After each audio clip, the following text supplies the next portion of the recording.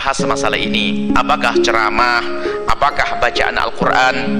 Bacaan Al-Quran itu pun ada aturannya, khususnya madhab Imam Malik. Dari kalangan Malikiyah, Imam Malik itu sangat menghormati masjid. Jangan masjid digunakan untuk gaduh, keramaian. Sayyidina Umar bin Khattab ini sebuah contoh saja, ini sebagai pertimbangan supaya kita tidak serta-merta sebuah keputusan lalu kita anggap sebuah kejelekan. Jadi gini, kalau bacaan Al-Quran ataupun pengajian semacam ini bisa saja dikeluarkan dari masjid jika memang dibutuhkan. Kalau jamaahnya ya, dibutuhkan, artinya orang di kiri kanan masjid memang rindu untuk mendengarnya, atau luas seperti ini, jamaah banyak semacam ini, hendaknya dikeluarkan. Al-Quran termasuk dalamnya adalah ceramah-ceramah. Kalau ternyata tidak dibutuhkan, itu pernah suatu ketika Sayyidina Umar bin Khattab mendengar orang membaca terlalu keras. Lalu setelah selesai dipanggil dua orang ini, dari mana kamu? Dia berbicara, saya dari negeri yang jauh, bukan dari kampung. Sampai Sayyidina Umar mengatakan, kalau seandainya kamu tuh orang kampung ini, kamu akan aku pukul. Karena apa? Suaramu yang terlalu keras mengganggu yang lainnya. Nah, ini adalah ada isyarat bahwasanya membatasi suara-suara di mikrofon ini tentunya, ingat semuanya harus jujur di sini. Tentunya ada tujuan untuk menenteramkan, untuk kerapian, bukan kebencian dengan Islam. Awas, hati-hati. Kalau adzan nggak boleh ditawar, adzan harus tinggi suaranya, adzan harus kemana-mana. Tapi untuk suara-suara yang lainnya, kadang ada sebuah rumah, ada masjid, itu yang ada rumahnya berdempet-dempetan, di rumah di kota gitu. Kalau suaranya terus, hampir berjam-jam suaranya terus, itu sampai mungkin anak kecil mau tidur susah, orang sakit mau tidur juga susah. Alangkah indahnya kalau semuanya, kalau mau dikeluarkan tentunya dengan suara yang tidak sampai mengganggu. Intinya kita perlu belajar adab dalam hal ini, bukan serta-merta mentang-mentang agama, mentang-mentang Al-Quran tapi disuarakan keras ganggu orang tidur. Kan haram membaca Al-Quran mengganggu orang tidur, seperti itu. Jadi untuk bacaan Al-Quran harus dilihat. Kalau memang rumahnya berdekatan tapi rumahnya jauh, berjauhan, kita mengeluarkan suara dan mereka tidak terganggu. Makna terganggu memang secara zahir.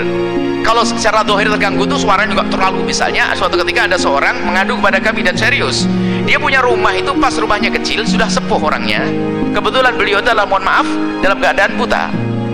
Rupanya mic yang masjid pas di rumahnya, kalau adzan tuh jadi kaget dia. Nah, ini ya terganggu dia. Kalau mendengar adzan pun terganggu. Itu tidak bisa jadi ukuran karena adzan. Baik, kembali kepada masalah Al-Quran, masalah yang lainnya termasuk ceramah dan sebagainya. Jika harus dikeluarkan, harus ada bahwasanya itu dibutuhkan. Kalau tidak dibutuhkan, nggak usah semacam itu. Apalagi bacaan Al-Quran, khawatir Al-Quran nanti hanya diputar saja, rupanya orang yang mendengar sambil melakukan sesuatu yang kelalaian dan sebagainya, atau bahkan mungkin tidak dengar Quran, jadi tidak dihormati lagi saat itu. Ini jadi mungkin peraturan itu kalau kita tanggapi positif, sehingga sekarang tanggapi positif bisa saja jika tujuannya untuk merapikan yang demikian ini. Jika untuk merapikan supaya benar-benar orang itu tidak akan mengeluarkan suara Al-Quran kecuali memang dibutuhkan dan orang betul-betul rindu untuk mendengarkannya. Nah ini kemudian juga di dalam mazhab Imam Malik rahimahullah ta'ala itu sangat tegas di dalam hal ini, khususnya masalah masjid. Bahkan Imam Malik itu sangat tidak menginginkan kalau masjid digunakan untuk selain daripada sholat itu. Kalau ada keramaian yang lainnya, Imam Malik, dan wibawa sekali ini majelis beliau. Baik, kalau kita menanggapi masalah semacam itu mungkin tenang saja supaya kita tidak menjadi sebab perselisihan. Terserah siapa yang merencanakan undang-undang tersebut, yuk kita memang atata di masyarakat kita, di kampung kita. Kalaupun kita harus mengadakan suara keluar ini, tolonglah dipertimbangkan juga jika memang diinginkan oleh orang-orang tersebut. Satu, kalau memang kemudian ini satu sisi diinginkan dan tidak mengganggu, mungkin ada orang yang sakit, ada orang yang anak kecil mau tidur nggak bisa dan sebagainya, nggak bisa dipaksa. Anak kecil nggak bisa, orang tua bisa, ada iman, ada ngerti, wah ini Al-Quran, tapi anak kecil nggak paham, kaget, dia bisa tidur, ibunya yang susah nanti. Jadi kalau memang peraturan itu benar-benar dilaksanakan, tentunya tidak serta-merta main grebek begitu, tidak, perlu pengarahan, dilihat dulu keadaan lingkungannya. Kemudian di sisi lain bahwa Anda itu jangan gampang merasa terganggu deh kalau udah urusan Al-Quran.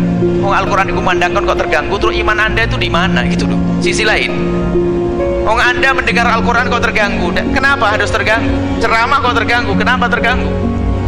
Bukan innamal mu'minuna alladzina idza dzukirallahu wajilat qulubuhum wa idza tuliyat 'alaihim ayatuhu zadatuhum imana. Bukankah ahli iman di saat diperdengarkan Al-Quran maka ternyata tambah iman, tambah kuat imannya, bergetar hatinya di saat dikumandangkan Al-Quran, disebut nama Allah. Itu jadi ada dua sisi ya. Yang pertama saya ulas lagi, bagi yang ingin menegakkan peraturan itu sah-sah saja, sah-sah saja, akan tapi tentunya urusan adzan bukan adzan. Kalau adzan hendaknya dikumandangkan. Kemudian setelah itu bacaan Al-Quran ini harus dilihat kemaslahatannya, sebab di dalam Islam itu la dharar wala dhirar, tidak boleh kita melakukan sesuatu yang mengganggu orang lain. Bayangkan satu kampung kecil musolanya 6, Qurannya wah, Anda bisa dengar apa kira-kira? Quran mas musolanya 6, gede-gedean, baca Quran semuanya ayatnya beda-beda, Anda dengar yang mana kira-kira? Jadi saya menanggapi itu adalah positif kalau memang betul-betul niatnya untuk merapikan itu. Dan semoga bukan niat untuk memangkas Islam, jangan sampai niat memangkas Islam. Insya Allah niatnya positif. Kalau niat positif kita sambut, perlu rapikan. Karena ada, mohon maaf, ada kampung sangat Islami, kita pernah masuk juga kampung Islami, adzan itu bersaut-sautan ya kan, lobar adzan masih oke lah, adzan orang hafal semua adzan. Tapi giliran Al-Quran baca di pasal apa sih? Belum lagi waktu kita bersolat berjamaah Allahu Akbar, kita dengar suara mikrofon sebelahnya juga dengar suaranya. Ini baca Wadduha, mungkin Allahu Akbar di sebelahnya dia rukuk. Jadi pertimbang itu sebenarnya benar, dan ulama dulu seperti Imam Malik rahimahullah taala, Ibnu Abdul Bar dari mazhab Malikiyah khususnya merapikan betul masalah-masalah semacam itu. Jadi mohonlah hal-hal semacam itu tidak serta-merta kita tanggapi positif, hanya kita wanti-wanti. Hei siapapun yang buat undang-undang, jangan sekali-kali membuat undang-undang atas dasar kebencian pada Islam, Anda akan hancur. Tapi jika Anda membuat undang-undang demi kelestarian Islam itu sendiri, maka Allah akan memuliakan Anda. Kita kembalikan kepada Allah Subhanahu wa taala, jalankan saja peraturan semacam itu demi kerapian semuanya, itu baik-baik saja kok, nggak ada masalah.